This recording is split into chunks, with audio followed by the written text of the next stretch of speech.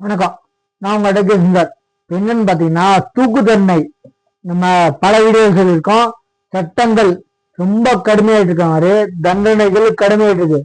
எதுக்காக தூக்கு தண்டனை பாத்தீங்கன்னா, சொந்த மகளையே கற்பழிச்சு கர்ப்பமாக்கின குற்றத்துக்காக தந்தைக்கு தூக்கு தண்டனை. இதெல்லாம் நிக்க வச்சு சுடணும். என்ன தந்தைக்கு தூக்கு தண்டனை திருநெல்வேலி போக்சோ சிறப்பு கோர்ட் நீதிபதி சுரேஷ்குமார் உத்தரவிட்டார். வரவேற்கத்தக்க ஜட்ஜ்மெண்ட். இவங்கெல்லாம் அப்பீல் போவானுங்க, நிக்க வச்சிடணும். மற்ற கண்ட்ரி மாதிரி என்ன என்ன கோர்ட் தானே அலட்சியம். திருநெல்வேலி மாவட்டம் வள்ளியூரில் பெற்ற மகளை தந்தையை பாலியல் பலாத்காரம் செய்த வழக்கில் டிஎன்ஏ சோதனையில் உறுதி. தந்தைக்கு தூக்கு தண்டனை கறக்குதாங்க. வரவேற்கத்தக்க ஜட்ஜ்மெண்ட். ஏன்னா இந்த மாதிரி ஆளுங்களா இருக்கிறதுனாலதான் ரொம்ப கேவலா இருக்கு. பாருங்க, மத்த ஆளுங்கள்ல தனக்கு பிறந்த குழந்தைய கற்பழிச்சிருக்கான். இவனுக்கு எப்பேற்பட்ட ஆளா இருக்கும். நிக்க வச்ச அரபி நாடுகள் மாதிரி நிக்க வச்சு சுடணும். சரிங்களா? பாத்துக்கோங்க.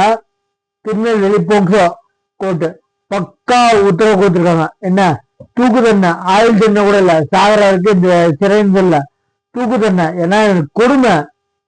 போக்சோனாலே சின்ன பசங்களை ரேப் பண்றது, சின்ன பசங்களுக்கு கொடுமை. நம்ம பிரியாணி அபிராமி மாரி சொந்த குழந்தைய, தனக்கு பிறந்த குழந்தைய, வயசுக்கு வராத குழந்தைய கற்பழிச்சதுனால போக்சோ இருக்கு. ஆனா தனக்கு பிறந்த குழந்தையே கற்பழிச்சதுனாலதான் பிரியாணி அபிராமி இச்ச சந்தோஷ்கா தனக்கு பிறந்த குழந்தைங்கள கொண்டுச்சு. அதனாலதான் அந்த ஜட்ஜு எனக்கு வர்ற கோபத்துக்கு உனக்கு தூக்கு தண்டனை கொடுக்கணும். ஆனா சட்டங்கள் கையை கட்டி போட்டதுனால சாகர வரைக்கும் சிறையில் சொல்லிட்டாங்க. அதே மாதிரி இந்த வழக்குல தூக்கு தண்டனை. தனக்கு பிறந்த குழந்தைய இவனுக்கு பாருங்க, டிஎன்ஏ அந்த குழந்தை எந்தன்னு சொல்லி டிஎன்ஏ டெஸ்ட் எடுக்க போயிருக்காங்க. எவ்வளவு தைரியம்!